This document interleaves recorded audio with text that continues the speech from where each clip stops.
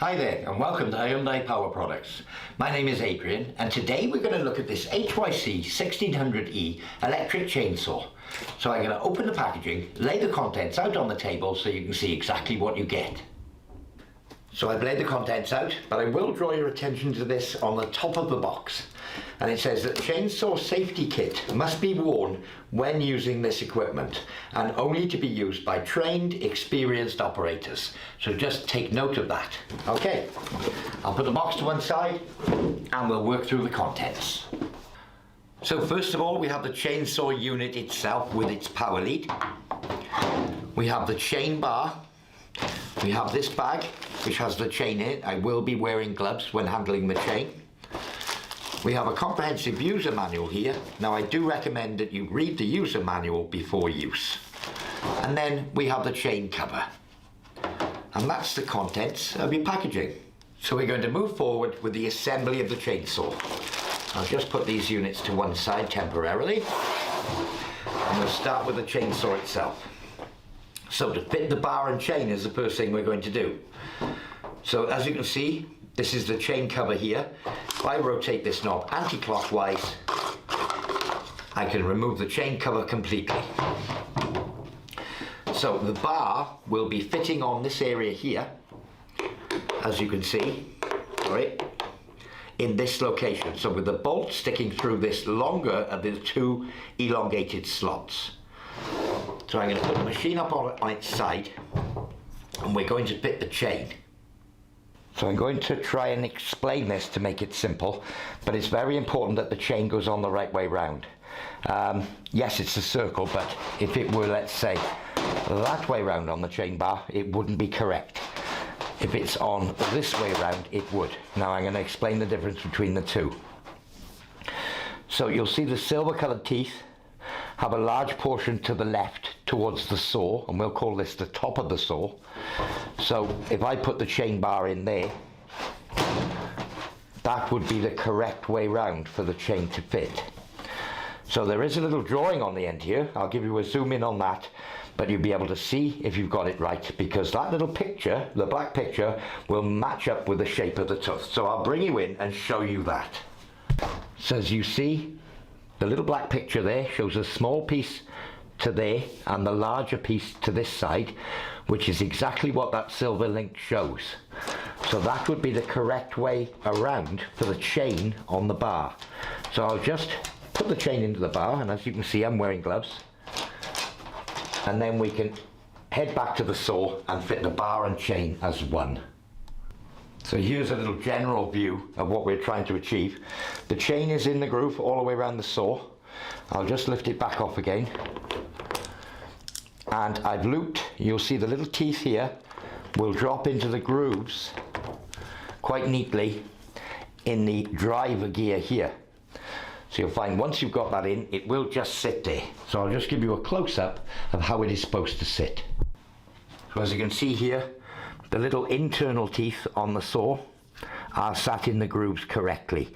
So that is now fitted in there loosely. So the next thing we can do is refit the cover. So with the bar and chain approximately in place, as you can see, I'm just going to replace the cover back into its location and just begin to screw it into place. We don't want it tight at this stage. I just want it to be loosely in position, just until you feel that slight resistance. So as you can see here at the moment, I've got the end of the bar and chain resting on this piece of wood. And the reason for that is that there is a little bit of play in there, and we'd like the play to be in the upwards direction. So the chain is very loose at the moment, but using the self-tensioner, I'll start winding up and you can see the chain jump up into the groove. Okay, now I'm going to keep turning.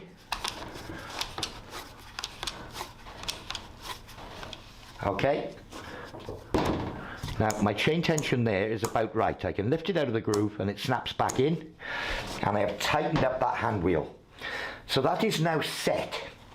So the chain and bar are on there in position and pushed upwards because I've got it balancing and holding the whole weight on this block of wood. So that's how simple it is to fit the chain and bar. But again, pay particular attention to which way round the chain is.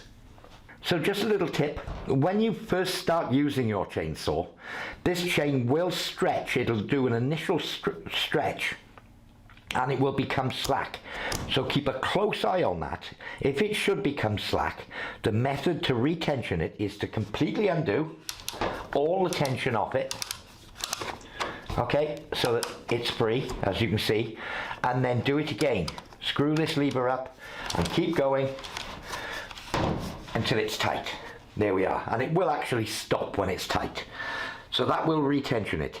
You won't be able to retension it just by tightening this up. You have to undo it completely to slacken it off and then retighten it, and that's how you can retension the chain.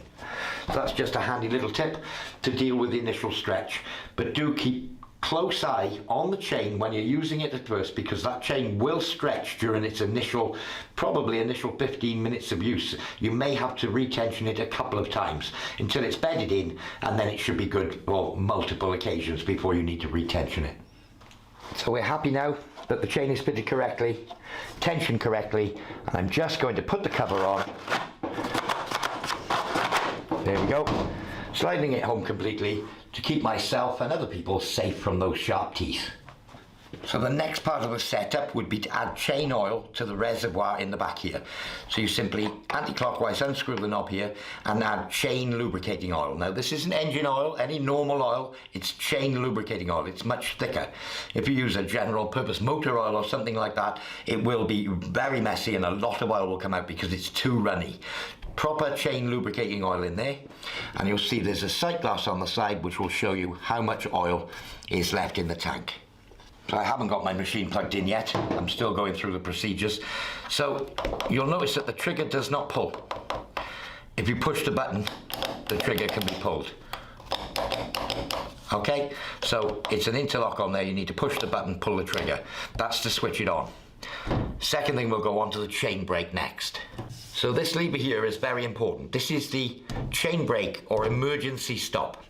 So when this handle is forward, the motor will not run. It's a safety feature. When you pull this back, it will run. If you get a kickback with the saw and it jams in a piece of wood, it's going to throw the saw up against your wrist and you're going to automatically switch it off. So to start the machine, you need to pull the lever back. That will enable the trigger to be able to start the machine.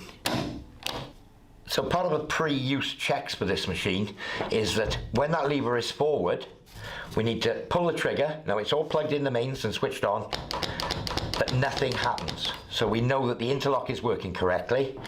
If we pull that back, the light comes on, that's good. Now when I pull the trigger, the chain should run. I'm just going to do it for a moment. Okay, now I'm going to do it again and I'm going to put the brake on and make sure it stops. Okay, so that's my pre-use checks and I know that everything's safe.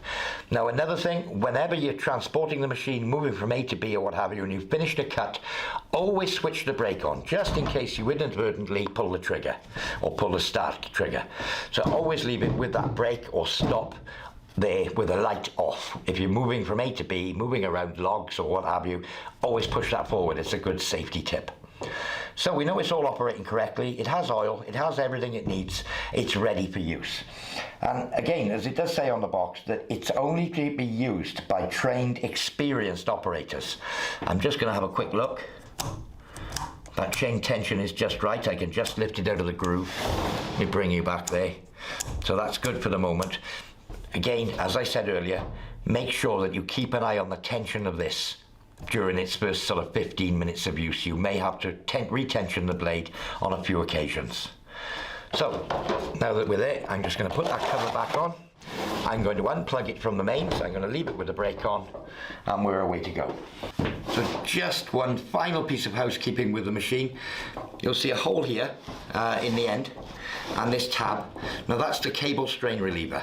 So obviously if we're going to be pulling on the chainsaw and pulling on this cord, we're going to damage the cord. If I take a loop of this cord, feed it through this gap slot and over that tab, pull it back into position. Now if this cable is pulled at all, it's not going to be pulling on the grommet on the entry to the machine. So that's the cable strain reliever. So it's important to use that as well. Well, there we are. That's your HYC1600E electric chainsaw, all set up and ready to use. Well, I do hope you found this demonstration useful. For more information on this or any of our other products,